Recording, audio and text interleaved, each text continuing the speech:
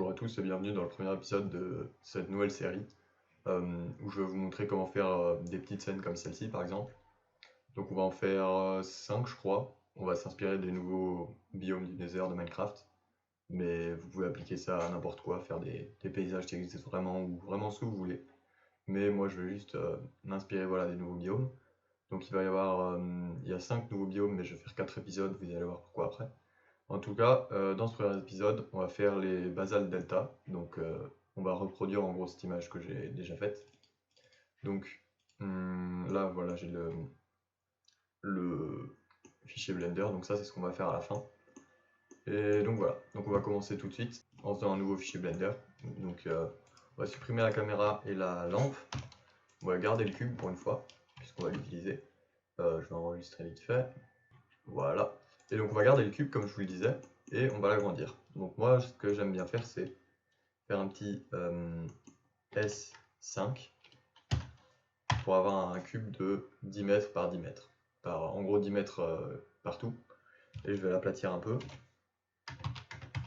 Merde, SZ 0.1.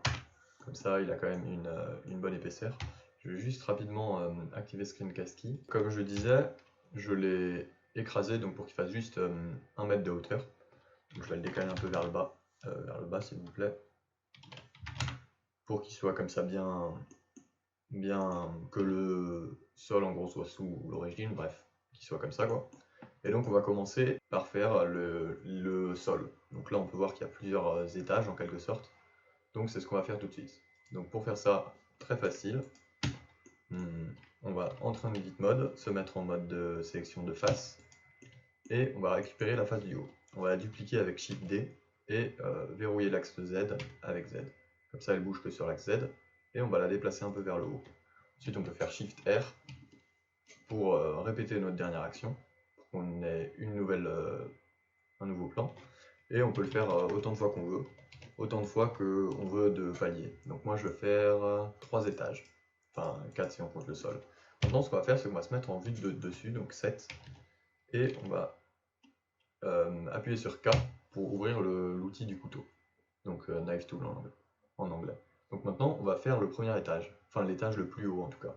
Donc là vous dessinez un peu les contours, donc je sais pas trop ce que je vais faire moi. Voilà, et ensuite vous faites entrer. Vous allez sélectionner du coup la face qui est en trop et faire Supr Face. Donc là on voit qu'on a le premier étage.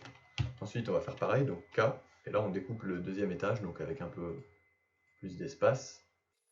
Voilà, je vais venir comme ça par exemple. Et encore une fois je supprime ça. Et on fait pareil pour le dernier étage. Donc maintenant qu'on a ça, ce qu'on va faire c'est qu'on va sélectionner ces trois, d'abord celle d'en bas plutôt, et on va faire EZ pour l'extruder vers le bas. Pareil pour celle-ci, et pareil pour celle-ci. Et là, on voit qu'on a une intersection de deux faces. Alors normalement, c'est pas une bonne idée, mais étant donné que c'est un truc assez low poly, bah en fait on peut se permettre des topologies assez mauvaises, comme celle-ci, ou bien on peut se permettre quelques trucs en gros en low poly. Donc une fois qu'on a le sol, ça c'était la première partie. Maintenant on va faire les piliers. Alors là, ça va être un peu plus compliqué, mais ça va rester quand même assez simple. On va déjà cacher le sol, que je vais d'ailleurs renommer, et je vais le cacher. Je vais faire une nouvelle collection que je vais appeler Basalt. Vous allez voir pourquoi après, mais pour l'instant, voilà. Donc je vais ajouter un cercle avec 6 faces, comme les piliers de basalte dans la vraie vie, il me semble que ça a un peu cette forme. Enfin, je crois. En tout cas, moi c'est ce que je vais faire. Et on va juste changer le fill type pour Ngon, pour que ce soit rempli. Maintenant, ce qu'on va faire, c'est extruder vers le haut, et on va faire un petit bevel, parce que si on ouvre par exemple une image de référence, on voit que les blocs de basalte, ils sont un peu plus sombres sur l'extérieur. En fait on voit pas bien, je sais pas si c'est vrai ou pas, mais c'est ce que j'ai fait. Bref, donc on va faire ça. Donc pour faire les bords plus sombres, on va du coup sélectionner avec Shift tous les bords. On va faire un petit CTRL B pour faire un bevel. On va bouger notre molette pour ajouter des trucs jusqu'à ce qu'on en ait 3. Comme ça, on va se placer par exemple ici. Et là par contre on peut voir qu'il y a un problème, c'est que ça arrondit notre bord. Nous on veut pas que ce soit arrondi, on veut que ça reste bien comme au début, donc pour ça on va dans Profile et on le met à fond à 1. Donc comme ça on voit qu'on a juste ajouté deux trucs ici. Ensuite ce que je vais faire c'est que je vais ajouter une autre edge loop ici, sélectionner la face du haut et faire un petit inset avec I. Voilà. Comme ça, on va pouvoir faire tous les bords là. En gros, toute cette partie là, ça va être d'une autre couleur. Comme sur mon image, on voit que là, on a les bords qui sont du coup plus foncés. Donc c'est ce qu'on va faire tout de suite. Donc on va sélectionner déjà tout ce qu'il faut. Voilà, je crois que je suis bon. Et donc maintenant, on va créer un nouveau matériau. Donc on va déjà mettre deux spots. Ici, on va mettre un matériel qu'on va appeler par exemple basalte clair. Et ici, on va faire un nouveau matériel qu'on va appeler basalte. Et on va juste faire assign. Comme ça, si on se met en material preview et qu'on en change un des deux, par exemple, si on met plus sombre, on voit que ça marche bien, on a bien nos deux matériaux. Donc ça, je vais juste mettre celui-ci un peu plus sombre aussi. Donc ça c'est bon. La hauteur des piliers, elle est vraiment pas du tout régulière, c'est un truc assez chaotique. On voit que j'ai refait à peu près ça dans mon image. Et pour faire ça, c'est en gros la grosse partie du tutoriel, le plus compliqué. J'ai utilisé, donc déjà je vais cacher celui-ci. J'ai utilisé un plan que j'ai agrandi, donc je vais faire 5,5 pour qu'il soit un tout petit peu plus grand que le sol, mais vous verrez après pourquoi. Donc je vais lui ajouter différents modifiers. Donc tout d'abord un subdivision surface qui doit être, je le trouve jamais, je vais mettre comme ça, que j'ai mis à 6, voilà, et que je mets en simple, pour pas qu'il modifie notre géométrie. Il va juste ajouter de la géométrie sans modifier la forme générale. Ensuite je vais ajouter un displace modifier. Et donc là, en gros, ce que ça va faire, c'est que ça va déplacer les points de notre géométrie selon une texture. Donc on va créer une nouvelle texture, et ensuite on va aller là-dedans pour pouvoir l'éditer. Là, on va changer le type. Nous, on veut pas une image, on veut un type cloud. On peut voir du coup qu'on a des sortes de petites montagnes. Donc ce qu'on peut faire après, c'est jouer un peu avec les paramètres. Donc si on augmente la taille, ça va être des montagnes plus grandes en gros, enfin plus larges. Mais moi, je veux garder un truc assez petit pour l'instant, et je vais mettre le depth à 0. Et lui, je peux même le mettre... bref, on changera après, pour l'instant, on va le laisser comme ça. Et donc voilà, là, on a notre première partie. Je vais le monter un peu. Et je vais juste changer une dernière chose. Je vais baisser un peu la strength pour baisser en gros la hauteur des boss. Donc pour l'instant, je vais garder ça. Et on va revenir dessus un peu plus tard. Donc pour l'instant, je vais le cacher. Je vais remettre le sol et je vais remettre mon pilier, que je vais d'ailleurs renommer.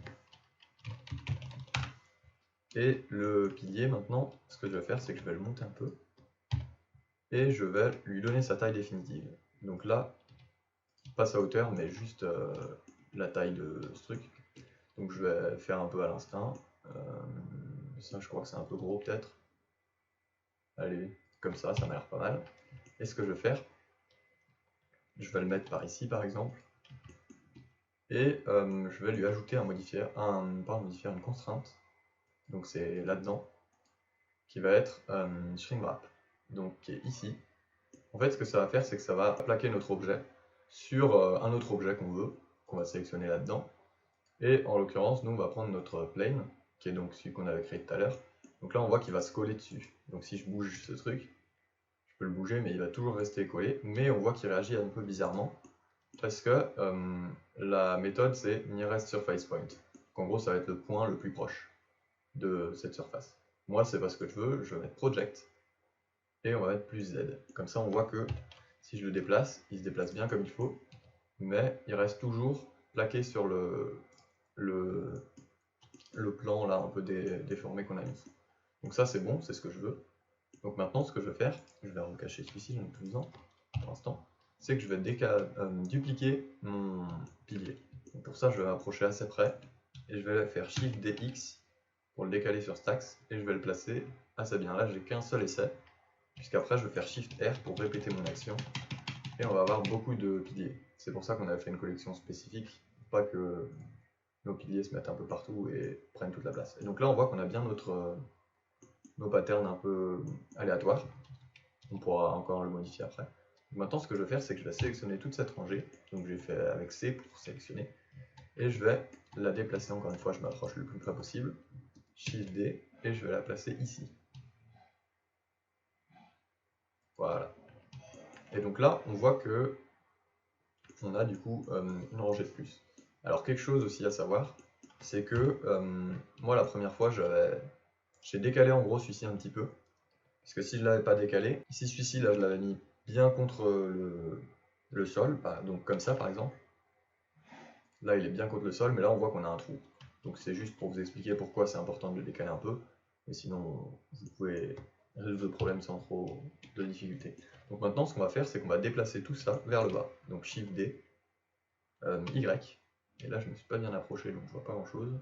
Je vais le mettre à peu près à l'œil. Et encore une fois Shift R pour répéter jusqu'à ce qu'on ait tout rempli. Donc là, maintenant, on va pouvoir jouer un peu plus avec notre plan que je vais d'ailleurs renommer Shrinkwrap. On va pouvoir jouer un peu avec, parce que là on voit, ça dépend de ce que vous voulez faire en fait. Moi, pour moi c'est pas assez aléatoire, on voit encore trop les boss et tout.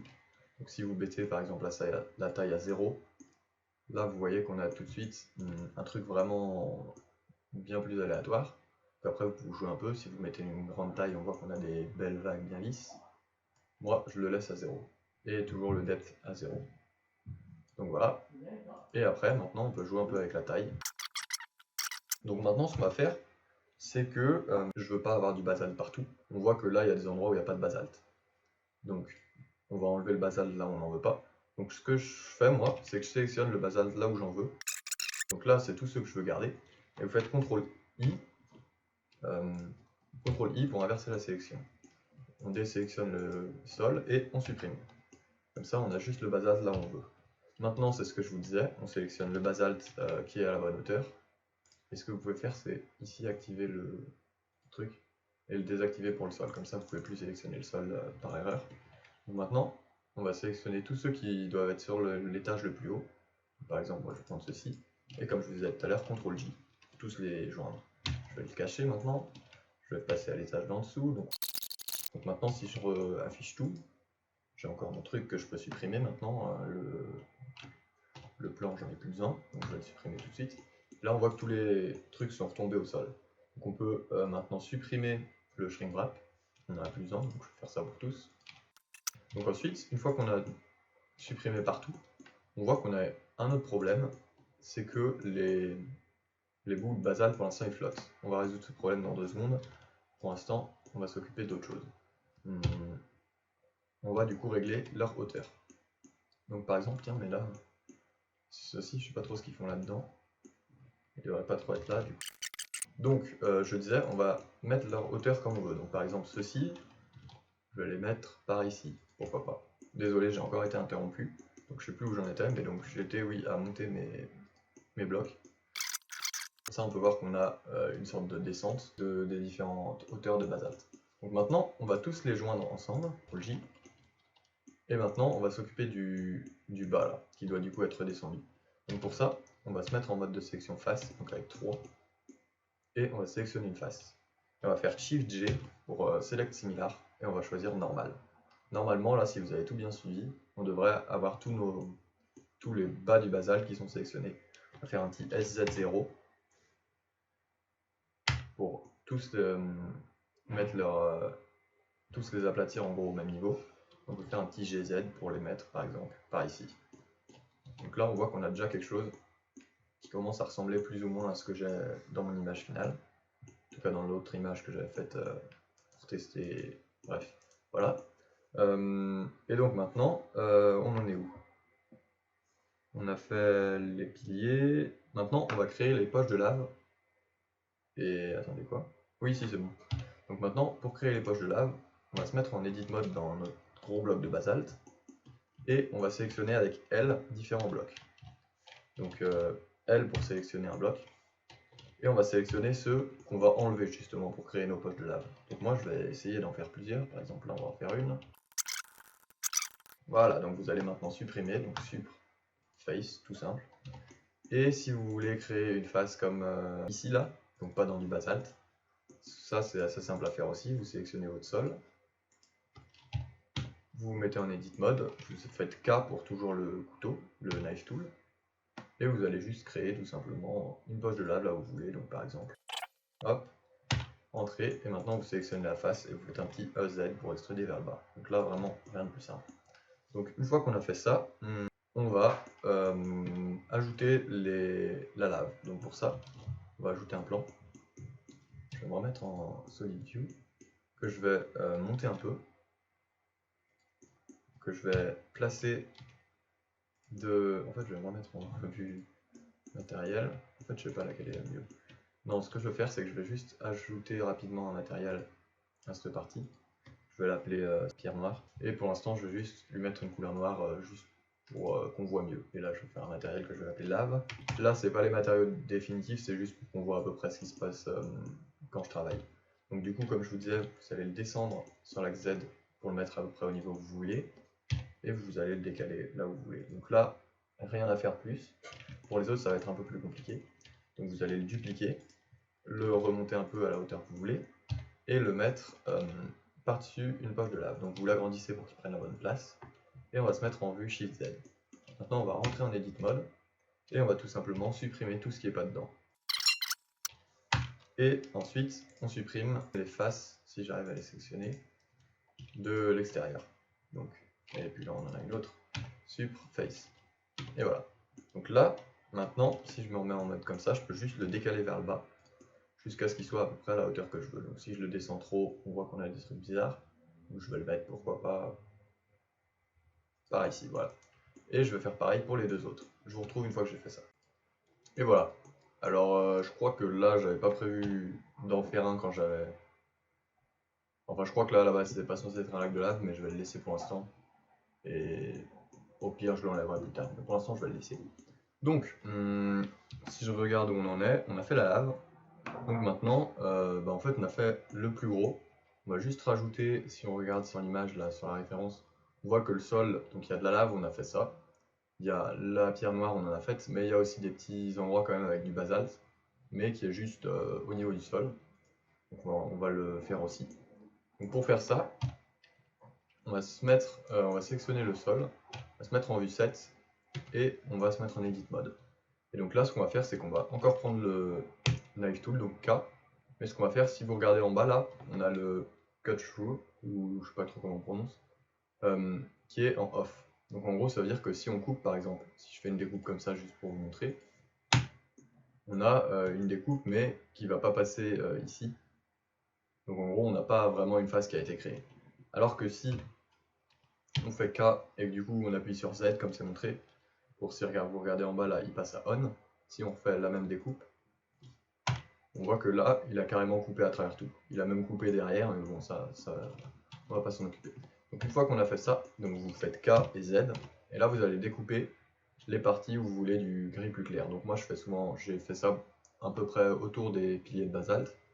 Par exemple, pourquoi pas, on va faire une petite partie ici, comme ça, qui va venir par ici.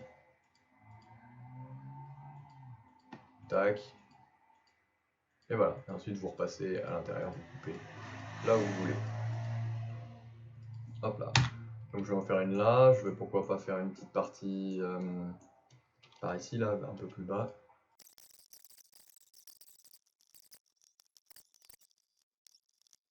Bon, j'ai mis un peu de temps à y arriver, je sais pas trop pourquoi, mais bref. Toujours est-il que maintenant j'ai bien mes parties. On sélectionne aussi le côté là, et on met notre basalte claire. Donc maintenant on a toute cette partie. Là on a en fait à peu près tout. On va juste faire un petit truc, puisque là on voit que si on se met par exemple en vue CTRL 7, donc la vue de dessous, on voit qu'il y a des trucs qui dépassent, et ça c'est pas très bien. Donc on va juste ajouter un cube. On va faire un petit S5, qu'il ait la même taille que le reste là. Et maintenant on va sélectionner tout ce qui dépasse, donc le basalte. On va lui ajouter un modifieur boolean. On va le mettre en intersect et on va sélectionner notre cube. Donc là on voit que le basalte et tout va bien la forme du cube. Et pareil pour celui-ci. Donc le cube, je vais juste ici activer la vue rendu et l'enlever, pour pas qu'on le voit dans le rendu, et je vais aussi le cacher ici. Donc voilà.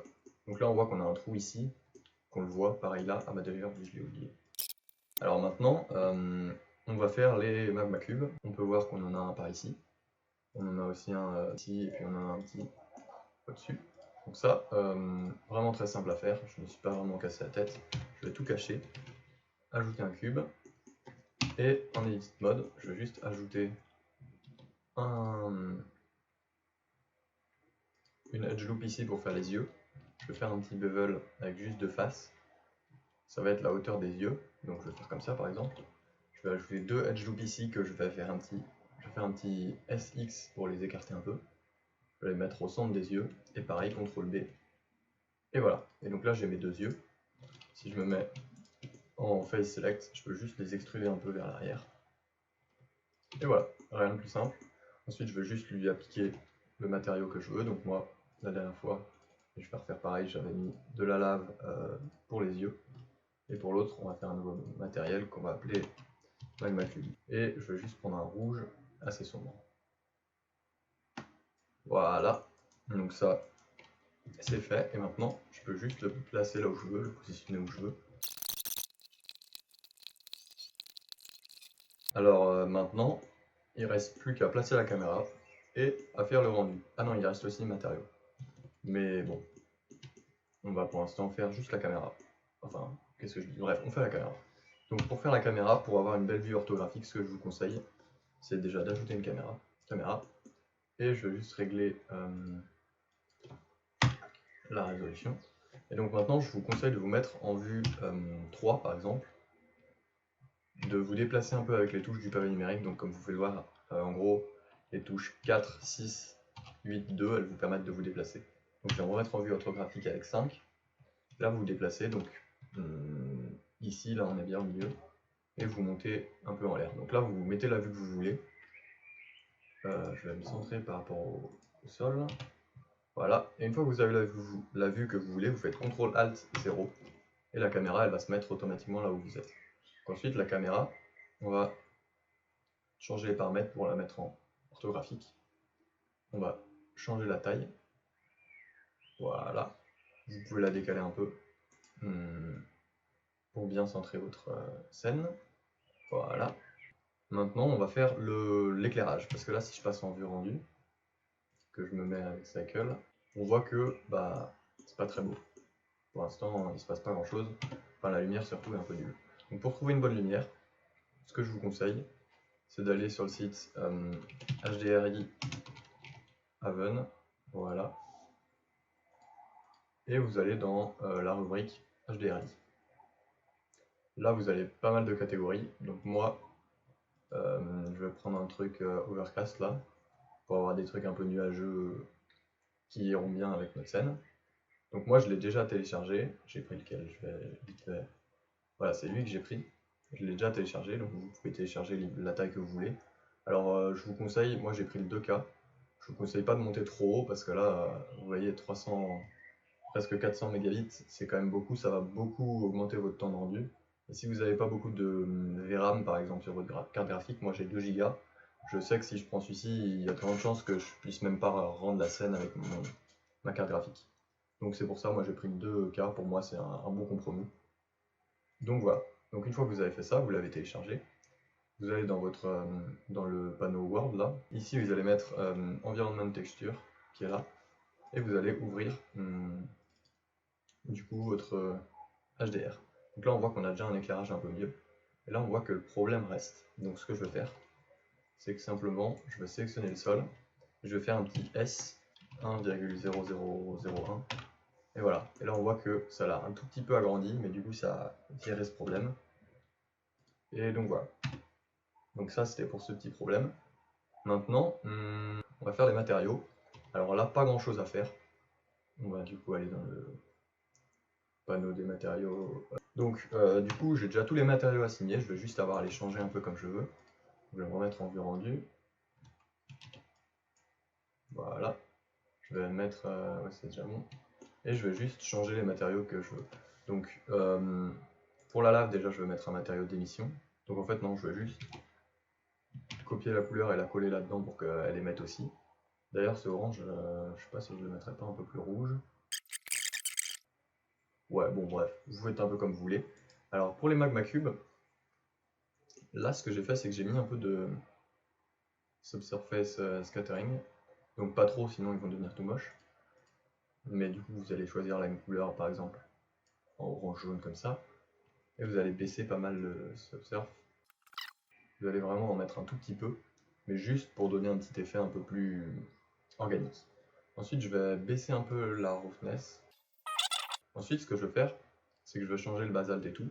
Alors là je vais pas faire grand chose, je vais juste augmenter un peu la roughness pour tout. La pierre, je vais baisser un peu lui par exemple, augmenter encore un peu la roughness. Bon, de toute façon là c'est des matériaux assez basiques, et le basalte sombre, pareil, augmenter un tout petit peu la roughness. Et non, je vais quand même un peu changer les couleurs, là je suis pas très, elles me plaisent pas vraiment. Le basalte clair, je vais l'assombrir un peu, tout petit peu, et voilà. Donc là je suis assez satisfait de ce que j'ai. Je vais ajouter un plan que je vais agrandir par exemple 10 fois. Non, c'est pas assez. Donc je vais l'agrandir 20 fois. Voilà, là il prend bien la place que je veux. Et je vais le décaler vers le bas. Et maintenant je vais juste lui ajouter un matériau que je vais appeler fond. Ça va être notre fond. Donc ce que j'ai fait pour l'autre rendu, c'est que je l'ai juste mis tout noir. Et je lui ai mis métallique. Et après vous jouez avec la roughness comme vous voulez. Donc voilà, là ça m'a l'air pas trop mal. Donc là, j'ai presque fini ma scène. Il me reste juste un truc à faire, ça va être de régler les paramètres de rendu. On va régler tout ça. Donc, ce que je vous conseille déjà, c'est de activer le denoising data. Ça va vous permettre d'enlever le bruit de votre image. Et c'est vraiment bien. Je vous conseille même de l'activer tout le temps. Je vais baisser les samples qui sont ici. Je vais le mettre à 48. C'est pas beaucoup, mais pour une scène comme ça devrait suffire. Et d'ailleurs, je me rends compte que j'ai oublié de faire un truc que j'avais fait dans l'autre scène. Dans l'autre scène, j'avais baissé l'intensité du world. Je vais la mettre par exemple à 0,5. Ça change pas grand chose, mais ça permet d'avoir un truc un petit peu plus sombre quand même. Je pense que ça va un peu mieux avec le biome Basal Delta. Donc maintenant, on va aller dans le compositing. On va activer Use Node et on va ajouter un denoise. Un node de denoising en gros. Et on va brancher Noisy Image ici, denoising normal et denoising albedo. Et donc voilà. Donc là, déjà, si on fait un rendu, regardez, là c'est encore bien, il y a du bruit. Et dès que le node va faire effet, vous allez voir que ça va tout de suite devenir bien plus lisse. Et voilà. Donc là, on a une image qui est déjà pas trop mal. Mais moi, ce que j'ai fait pour l'autre, c'est que j'ai juste ajouté, je vais passer sur mon deuxième écran, du coup vous voyez plus, mais je vais juste vous montrer rapidement ce que j'ai fait. C'est que j'ai ajouté un node glare. Alors ça, c'est comme vous voulez, mais ça permet juste d'ajouter un peu de... Merde, j'ai pas le mot en français, de bloom. Donc je vais mettre les paramètres que j'avais déjà réglés avant, parce que c'est un peu long à régler et tout, mais du coup vous pouvez soit copier les paramètres que j'ai, soit mettre ce que vous voulez. Et voilà, donc vous pouvez copier juste ces paramètres. Ensuite, si je repasse celui-là, on va voir que voilà, on a un petit effet de brillance, je sais pas trop comment on peut dire, rouge. Alors là, je trouve qu'il est un peu fort. Du coup, je vais le baisser un peu. Non, surtout, je vais baisser un peu le color modulation, histoire qu'il soit moins rouge. Donc, je vais juste lui le mettre à moins 0,7 par exemple. Voilà.